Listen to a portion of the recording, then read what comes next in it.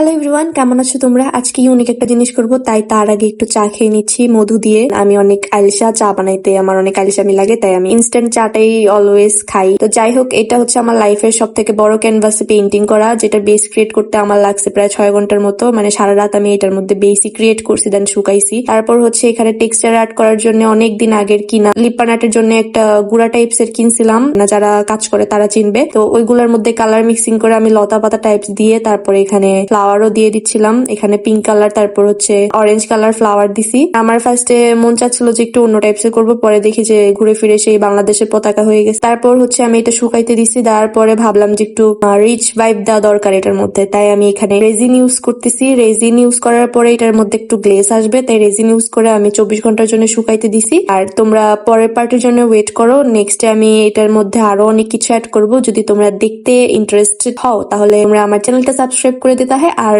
আমার ভিডিও যদি ভালো লাগে থাকে আমার ভিডিওটা লাইক করে দিতে হয়। আল্লাহ হাফেজ, আবার দেখা হবে নেক্সট কোনো ভিডিওতে।